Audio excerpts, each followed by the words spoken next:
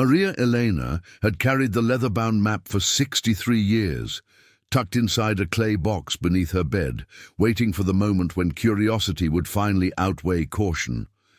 The map had belonged to her grandmother, the one she'd never met, the one who existed only in family photographs and whispered stories passed down through 3 generations like a sacred text. It was drawn on weathered paper with faded ink markings, the kind of document that felt alive in her hands, as if the paper itself retained memory.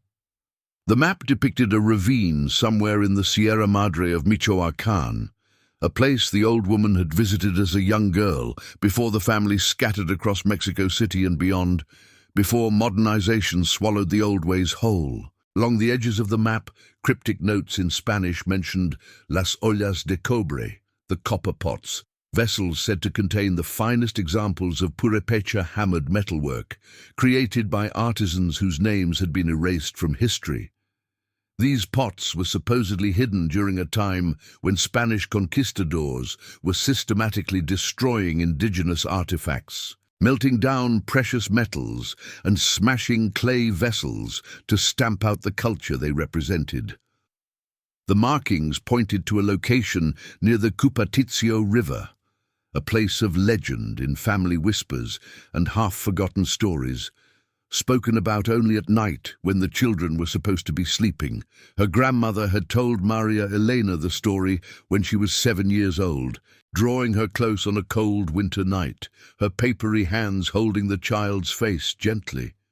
"There are treasures in the earth," the old woman had whispered, "that are not meant to be spent. They are meant to be remembered. Our people made them, and they hid them to save them. One day when you're old enough, you might need to find them, not to keep them, but to know they were real, that we were real." For 63 years, Maria Elena had carried that story and the map, never quite believing, never quite dismissing it. When Maria Elena's grandson Daniel suggested the adventure during a family dinner in his apartment in Mexico City, she made a decision that surprised them both profoundly. At 78, with hands that still knew how to read the land and eyes that could navigate by memory alone, she would follow the map one final time. Not for treasure in the traditional sense. She had lived long enough to understand that true wealth couldn't be measured in weight or monetary value, but for connection to her ancestors, to the Purépecha people whose blood ran through her veins and gave shape to her bones, to the legacy that had been buried quite literally in the earth of Michoacán, waiting to be witnessed. Daniel, a photographer in his 30s seeking stories that meant something beyond social media metrics, seeking work that would have weight and consequence, committed immediately to documenting every step. He brought his camera equipment, his technical expertise, and more importantly, his belief that his grandmother's instincts were worth following. Together, they would venture into a landscape that had remained largely untouched by time, guided by lines drawn nearly a century before, guided by the hand of a woman who had died before he was born. What neither of them anticipated was how thoroughly the land had transformed and how fiercely it would guard its secrets. What neither of them imagined was that they would not be alone in their search. Chapter 1. The Leather Map. The drive from Morelia to the foothills took 6 hours, each kilometer taking them deeper into time itself. Daniel gripped the steering wheel of the old Volkswagen, while Maria Elena held the map against her lap, her weathered fingers tracing the faded pencil lines as if reading Braille, as if her fingertips could decode information that eyes alone couldn't access. The landscape shifted gradually, almost imperceptibly at first, from urban sprawl and industrial zones to agricultural fields where campesinos worked the earth as their ancestors had done, using techniques passed down across generations. Then came the orchards, avocado and mango groves spreading across hillsides like green waves, and then, finally, the dense green of pine forests that climbed toward higher elevations. The air grew cooler with each passing hour, tinged with the mineral smell of mountain water and the earthiness of wet soil. The radio played soft ranchera music, and Maria Elena hummed along, and Daniel found himself moved by the ordinariness of the moment, how profound journeys often began in the most mundane ways imaginable. They parked at a small pueblo called San Juan Parangaricutiro, a name Maria Elena remembered her grandmother speaking aloud during childhood bedtimes, a place that existed in her memory as more important than any actual geographic location. The town had changed since the old woman's stories, modernized in some ways yet fundamentally unchanged in others. The church still dominated the central plaza, painted white with a blue dome. The same families seemed to occupy the same houses, their names written on fences and storefronts. A woman selling tamales from a bicycle cart greeted them, and when Maria Elena spoke her family name, the woman's expression shifted immediately. Recognition, respect, something like awe. "You're related to the Martinez family?" she asked. "The ones who left for the city decades ago." Maria Elena nodded, and suddenly they were being directed to Aurelio's house, a small structure on the town's outskirts where an elderly man sat on a porch mending a leather saddle. Aurelio recognized the family name immediately, and more than that, he claimed to remember Maria Elena's grandmother from his own childhood. He was 92, his face a map of wrinkles and lived experience, his hands still strong from decades of manual labor. He invited them inside for tea, strong and bitter, served in ceramic cups that were themselves small works of art. While they drank, he told them stories of Maria Elena's grandmother as a young woman, beautiful and curious, asking too many questions about the old places, the sacred sites, the things the Purépecha people had hidden before the conquest and maintained in secrecy for centuries. He pointed from his porch toward the distant sound of water, the ravine where the river ran, and spoke gravely about how things changed. "The river changed its course in 1962, he said, his voice carrying the weight of personal observation. An underground spring collapsed, and the water found new passages. What was marked on old maps is not always where you find it now. The earth moves, you understand. It's alive. It changes." He explained that the great earthquake of 1985 had also affected the region, triggering small avalanches in the mountains, altering trails, and exposing new rock faces while burying others. If your grandmother's map shows a river or a spring, you need to understand that both may have moved. Nature is not sentimental about human plans. But Maria Elena's map predated 1962. It was older than Aurelio himself, created at least 90 years before their current conversation. She studied the markings again in the afternoon light, her fingers tracing the symbols. A series of X's concentrated along what appeared to be a tributary, with symbols that suggested stone formations and natural landmarks, the language of maps, the grammar of adventure. One mark, circled 3 times in darker ink, carried a note beside it in careful handwriting: "Donde los pájaros no cantan," where the birds do not sing. A place of silence. Aurelio nodded when she showed him this marking, as if it confirmed something he'd always suspected. "That's the old sacred place," he said quietly, "the place where offerings were made before the Spanish came. My grandfather told me about it. He said the silence there was different from other silences. It was the silence of attention, not the silence of emptiness. Animals don't go there casually. Birds sense something." He paused, seeming to calculate what information could safely be shared with outsiders, even family. If that's what your grandmother marked, then she knew something real.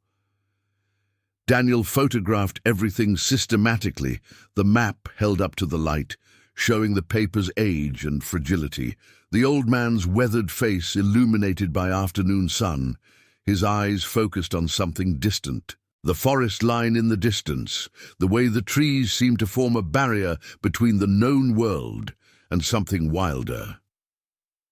He was already narrating the story in his mind, composing shots and angles, considering how light and shadow would work in post-production.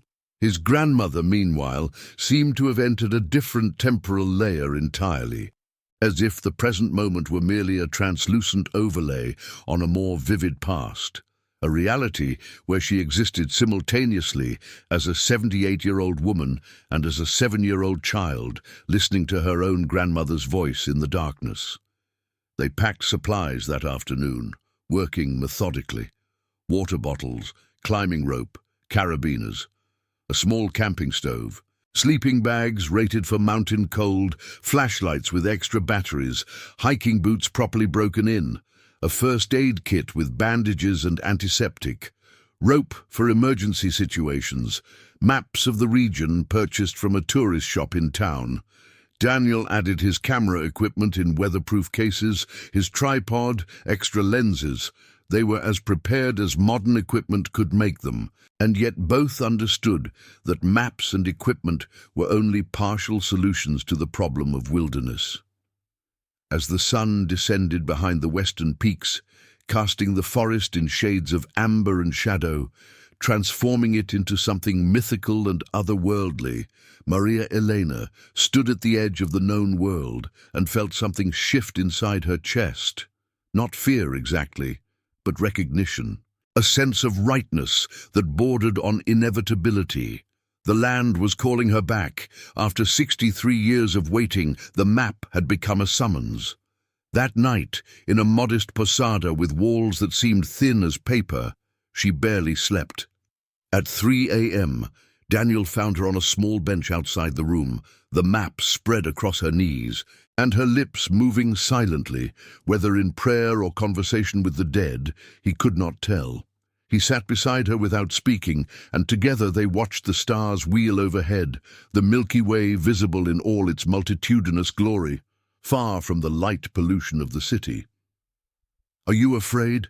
he asked finally. She considered the question seriously. Of what? Of not finding anything, of finding something and not knowing what to do with it, of danger.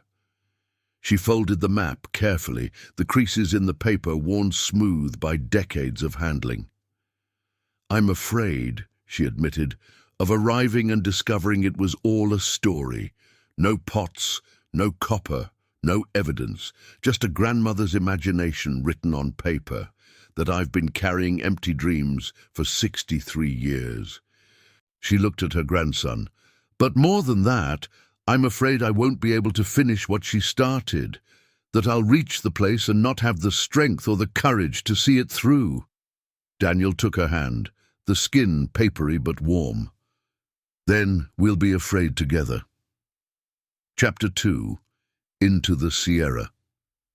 The trail began as a farmer's path, overgrown but navigable, winding through stands of pine and oak that had occupied these slopes for centuries.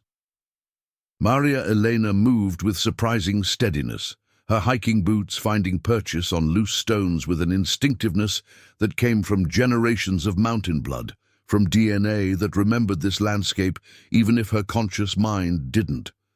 She set a pace that was neither rushed nor leisurely, the rhythm of someone who had learned long ago to respect the land's demands.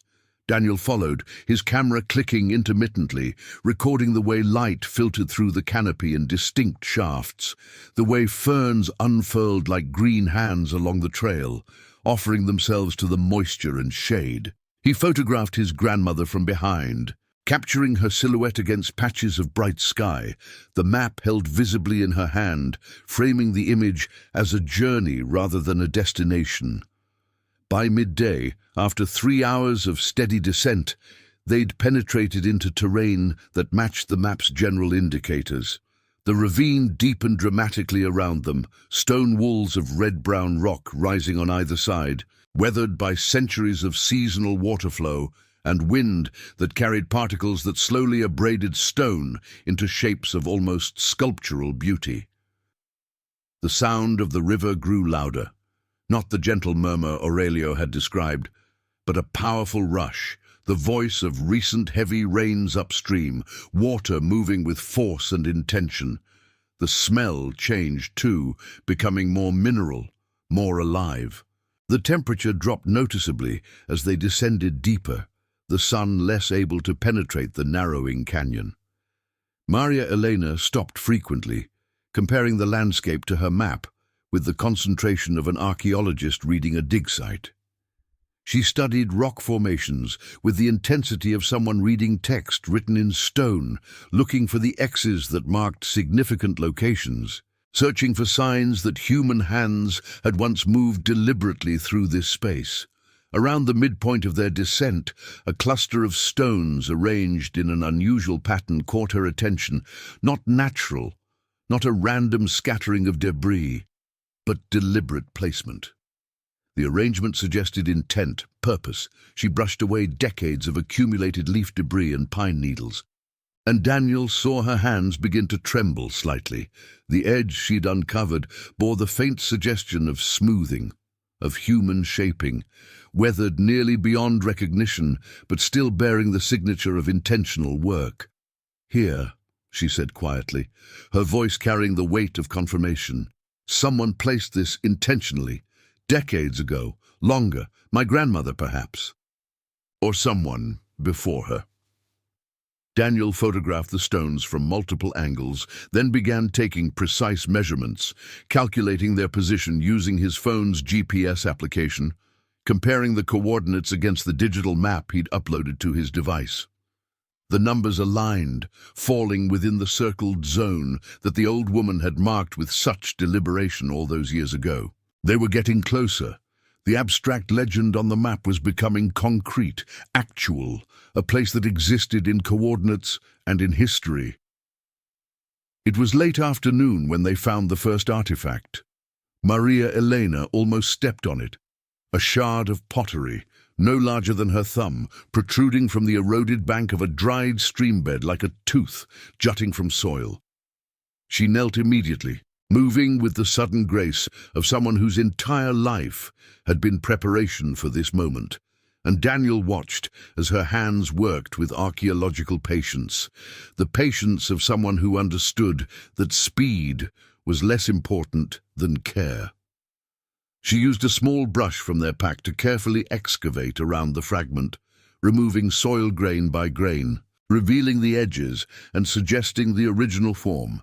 The shard was ancient, decorated with geometric patterns that seemed to dance across the surface, triangles, parallel lines, small circles, and colored with what appeared to be mineral pigments. Ochre that ranged from yellow to deep rust, and blue derived from some source now lost to modern knowledge. Purépecha craftsmanship, unmistakably. The hand that had created this design had possessed both technical skill and artistic sensibility, understanding form and symmetry and the relationship between pattern and space. "The pots were here," Maria Elena whispered, though why she whispered was unclear. Perhaps respect for the silence of the place, perhaps reverence for the hands that had made this vessel centuries before. My grandmother was telling the truth. All those years, all those stories, she was telling the truth. But as darkness crept across the ravine, with the sudden totality of mountain geography, Daniel noticed movement in the periphery of his vision. Something or someone watching from the ridge above them, a shadow distinct from the natural shadows cast by rock and tree. The movement was deliberate, purposeful, the kind of surveillance that required attention. When he looked directly at the ridge, straining to see clearly, there was nothing, just rock and vegetation and the growing darkness. Yet the feeling of being observed settled over him like a cold hand, like a weight pressing against his shoulders, and he found himself hyper-aware of every sound, every shift in the breeze. He said nothing to his grandmother, not wanting to alarm her, but when Maria Elena suggested they establish camp in a sheltered outcropping they'd discovered, a natural alcove beneath massive rocks, dry and protected, he did not object. He agreed immediately, with something that approached urgency. They gathered dead wood for a fire, arranging it in a protected depression below the natural shelter, where smoke would be dispersed upward against the rock face rather than spreading outward into the canyon. As darkness deepened from grey to black, they built the fire and sat close to its warmth, cooking canned food on a small camping stove, eating in silence while the sound of the river and forest filled the gaps where conversation might have sat. Maria Elena seemed energized rather than tired.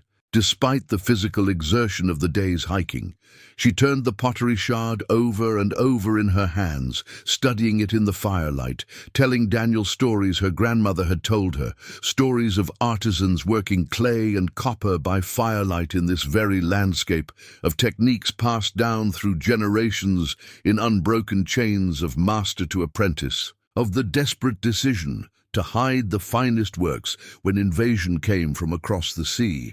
She spoke of the conquistadors' systematic destruction, their religious fervor driving them to melt down precious metals and smash vessels they considered idolatrous, their determination to erase culture itself. She told him of the decisions made in those terrible times, not to fight with weapons, which would have been futile, but to hide, to preserve, to maintain continuity through concealment. Daniel, meanwhile, remained vigilant despite her stories. He'd seen movement twice more as they'd established camp, a shadow on the ridge to their east, the suggestion of a figure near the tree line perhaps 50 meters distant, not enough to constitute proof, not clear enough to challenge or confirm, but enough to trigger every instinct honed by years of traveling to dangerous places, covering stories in fragile countries where politics and crime overlapped. He'd learned to trust these intuitions, to understand that the body's warning systems often perceived threats before conscious thought could articulate them.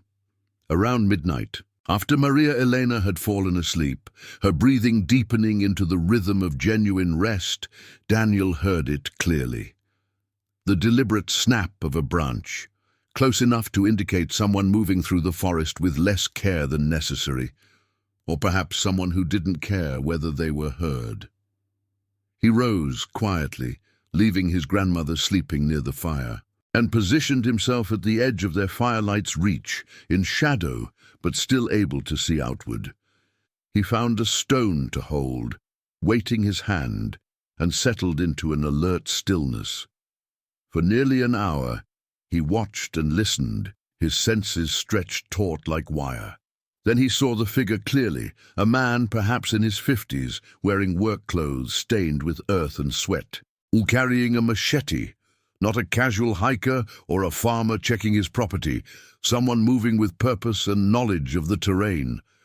When the man realized he'd been seen, when Daniel's eyes locked with his across the distance, he didn't flee or attempt to hide. Instead, he stepped into the firelight with surprising calm and raised his empty hands in a gesture of peace. "I mean no harm, Andre," he said in Spanish, accented with something else, European, perhaps Portuguese, a quality that suggested origins beyond Mexico. "I mean your grandmother no harm. I'm looking for the same thing you are." If you're enjoying this adventure so far, tell us in the comments where in the world you're watching from. Chapter 3. The Rival. The man's name was Carlos Mendez, or so he claimed. He sat by their fire, warming his hands, and explained his presence with an honesty that was either refreshingly straightforward or strategically clever. Daniel couldn't quite determine which.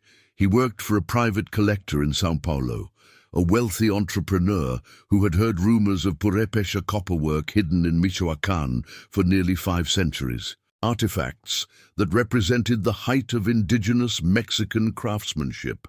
This collector had dedicated years and considerable resources to locating the cache, gathering historical documents, interviewing descendants of the Purépecha people, piecing together the fragments of stories that might lead to the actual location. "There are others," Carlos said matter-of-factly, accepting a cup of coffee that Maria Elena had prepared once she'd woken and assessed the situation. Your grandmother's map wasn't unique, though she may have believed it was. At least 3 copies were made, passed down through different families in the early 20th century, when the original location was more widely known. My employer has acquired 2 of them through years of patient collecting. The third, your family's map, has been the subject of research and speculation for decades.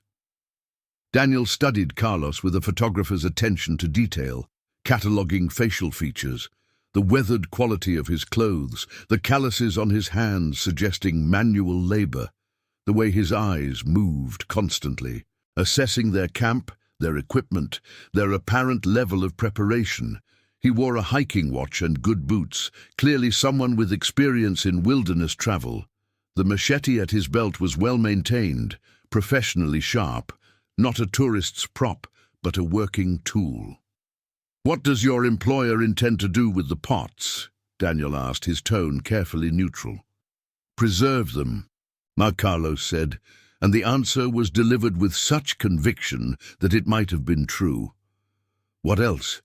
They're invaluable cultural objects, invaluable historically and artistically, commercially invaluable, yes, but that's not the primary motivation. Museums here in Mexico can't protect them adequately. We've seen how it works. Artifacts disappear, are stolen by corrupt officials, end up scattered across international collections anyway. Private collectors, serious ones, actually maintain better security and preservation standards. My employer has invested in climate-controlled storage, professional conservation work, proper cataloging and documentation. The artifacts wouldn't just be locked away, they'd be properly preserved." "Stolen and hidden, you mean?" Maria Elena said quietly. Her voice carried no anger, just statement of fact. "Removed from their origin, removed from context, removed from the possibility that they might someday return here." Carlos didn't deny the accusation. Instead, he offered a compromise with the tone of someone who had thought this through carefully, who had practiced this negotiation in his mind during the hours or days he'd spent tracking them through the forest. "We could work together," he suggested, his eyes moving between them, assessing receptiveness. "You locate the cache, you show me what's there, and we divide it 3 ways. My employer would handle all the logistics, exportation, sale, legal complications. You keep your shares, sell them individually, keep whatever money they bring. It's a practical solution to the problem of logistics and scale. You can't take a collection of ancient copper pots and medieval pottery down the mountain alone.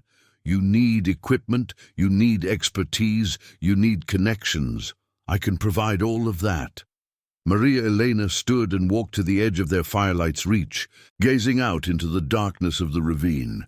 Daniel could see her calculating, weighing options against her values and her grandmother's intentions, accessing the decades of accumulated wisdom that existed in her body and her choices. Carlos watched her carefully, clearly recognizing that he was addressing the actual decision-maker, that Maria Elena held the authority, even if Daniel might have seemed to hold it initially. When she turned back, her decision was evident in the set of her shoulders, the way she stood. "You can stay through the night," she said to Carlos. "We have enough supplies for 3. We won't turn you away into the forest in darkness. Tomorrow we see what's here.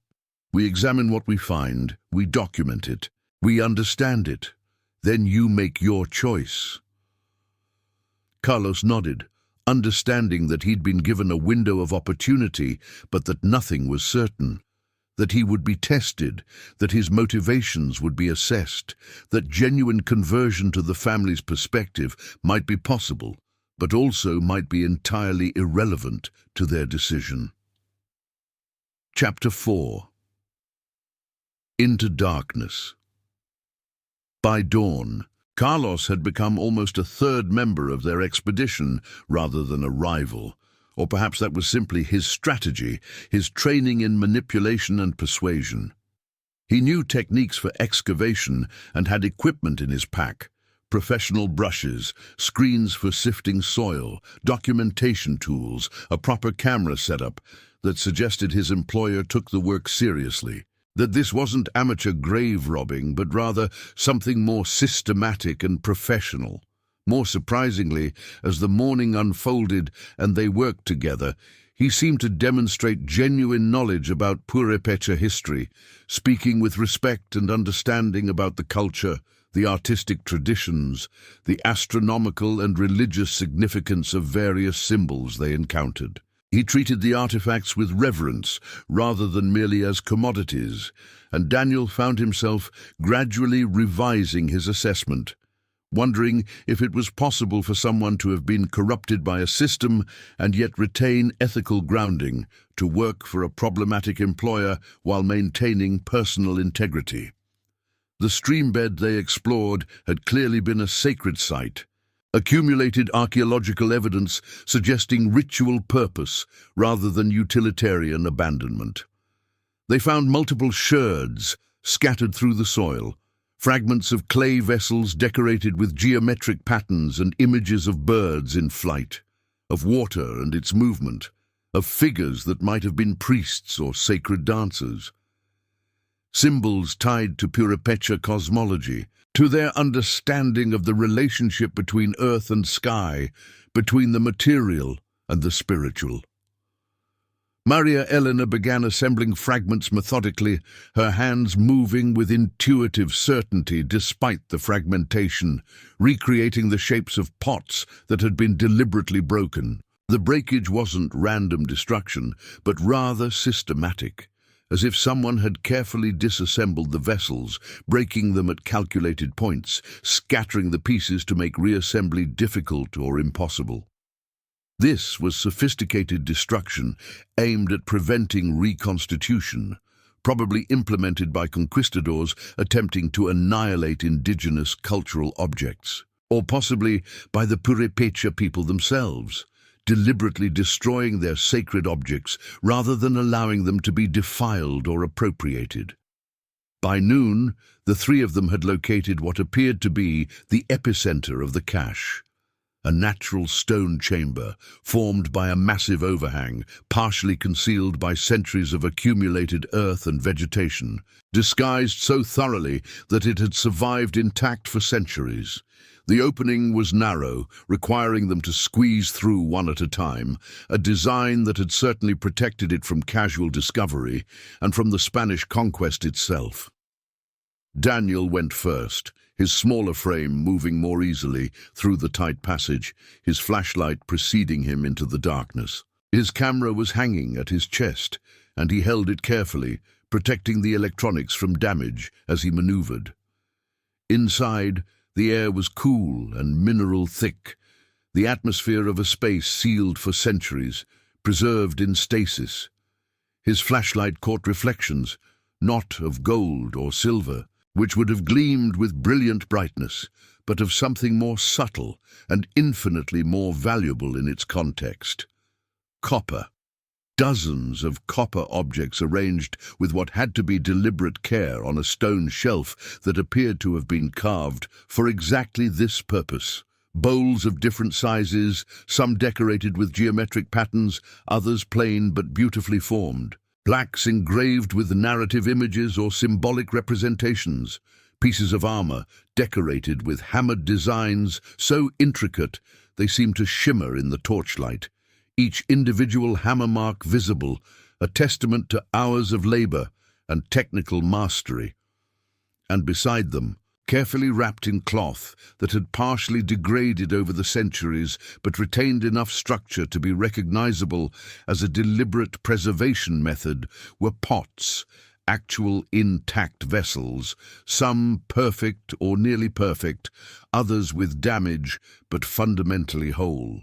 Their surfaces were burnished to a deep russet finish that suggested copper content in the clay, their rims reinforced with bands of worked copper, their decoration representing the height of Purépecha ceramic and metalwork achievement. Maria Elena emerged into the chamber behind him, squeezing through the narrow opening with surprising agility, and Daniel heard her sharp intake of breath, a gasp of recognition and something deeper, something that bordered on spiritual experience. This was why they had come, why she had carried the map for 63 years, why she had believed in her grandmother's stories when every rational part of her mind suggested they were fantasy. "Incredible," she whispered. "Impossible. Beautiful." Carlos emerged last, moving carefully to protect his equipment, and when his flashlight beam joined theirs, illuminating the full breadth of the collection, he remained silent for a long moment. When he finally spoke, his voice had changed, the professional mercenary tone replaced by something more genuine. "It's real," he said. "God, it's actually real." But the moment of triumph was interrupted by a grinding sound, not the dramatic crash of Hollywood cinema, but something more insidious. A deep, unsettling creak of stone under pressure, the sound of something that had been balanced for centuries, finally shifting. The overhang above them vibrated perceptibly. A spray of dust and small rocks cascaded down, forcing them to duck protectively, covering their heads with their arms. "The chamber is unstable," Carlos called from where he stood, his professional assessment overriding any desire to preserve the moment. "The weight of Earth above, it's been settling for centuries. Your movement is triggering cascade failure. The vibration from our presence alone might bring the entire structure down."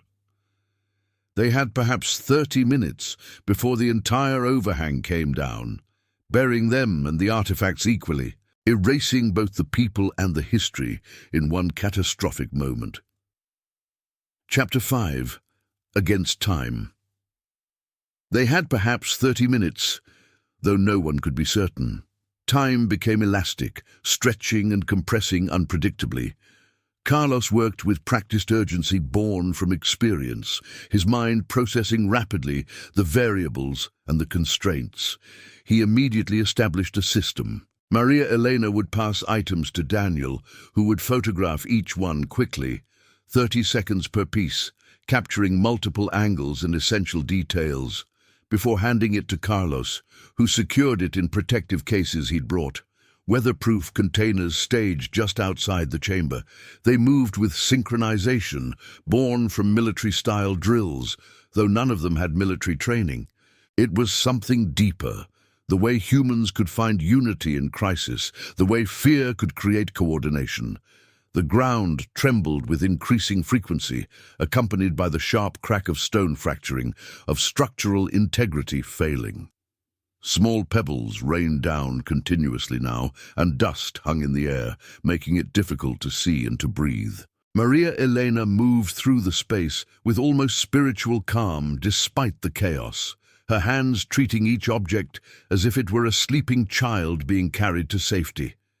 She spoke to the artifacts, not to the objects themselves, but to her grandmother, to the hands that had made them centuries before, to the Purépecha ancestors who had died protecting such works, or who had made the decision to hide them rather than see them destroyed. Daniel captured it all with his camera, half documenting and half participating. The moment she lifted a pot with perfect hammered copper designs running around its circumference, the exact instant her eyes closed in gratitude or prayer. The tremor in her hands, not from fear but from the weight of history, the responsibility of guardianship.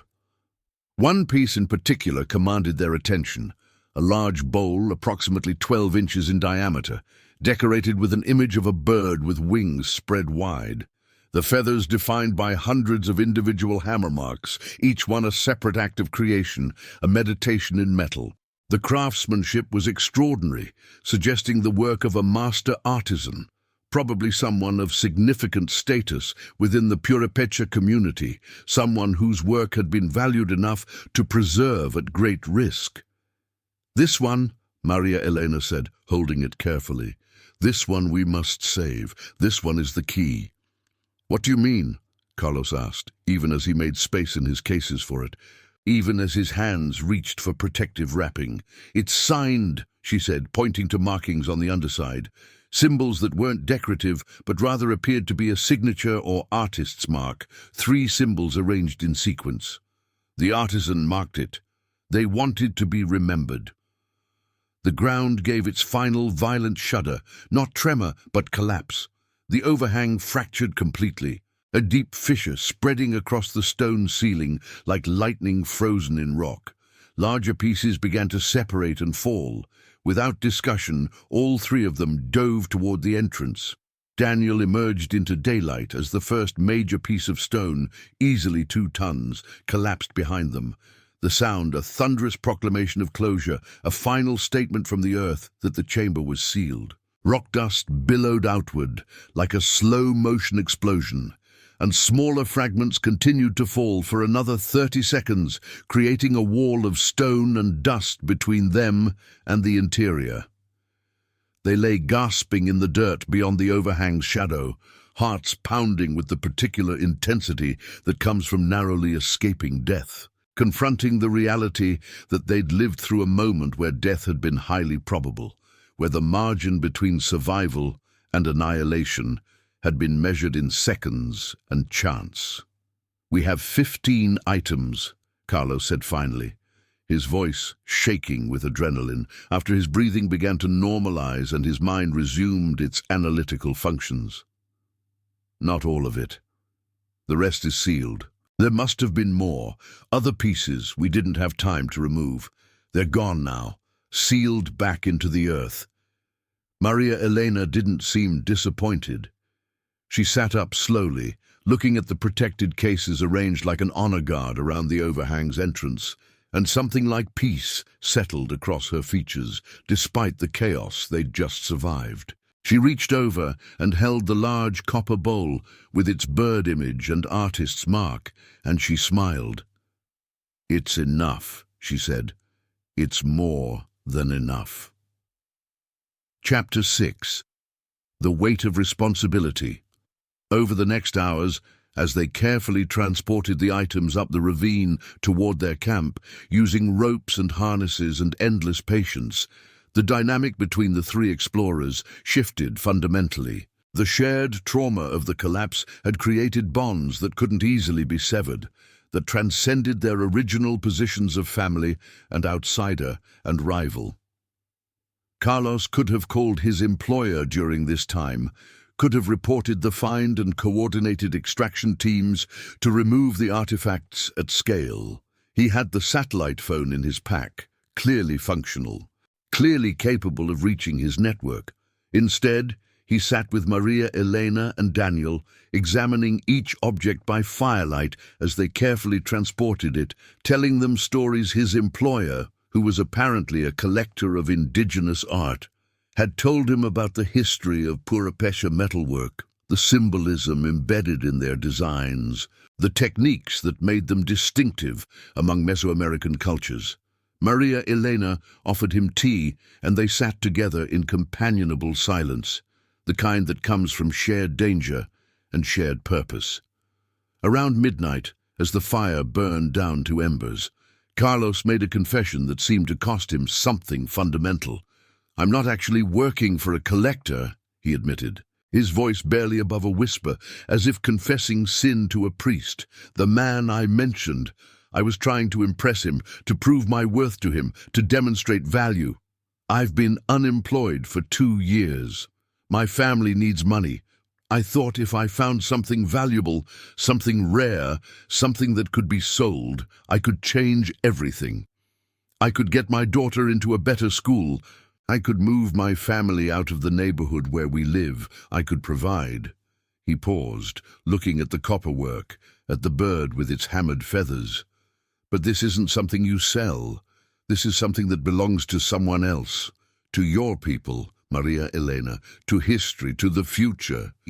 Maria Elena studied him with the patience of someone who had lived long enough to understand that most people are not villains, merely people struggling against circumstance, making imperfect choices within the context of real and desperate need.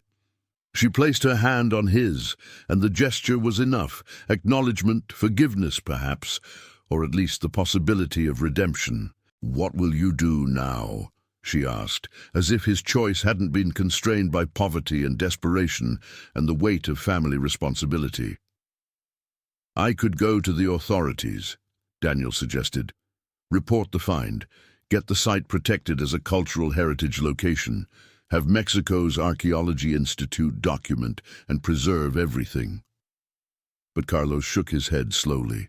"The authorities will want to move the items to a museum in Mexico City, where they'll sit in climate-controlled rooms that kill their resonance, their spiritual presence. Or worse, and this happens more often than you'd think, they'll disappear into private collections anyway, just through official channels. Corrupt officials, politicians, theft at the institutional level. I've seen it happen. I know people it's happened to." "Then what?"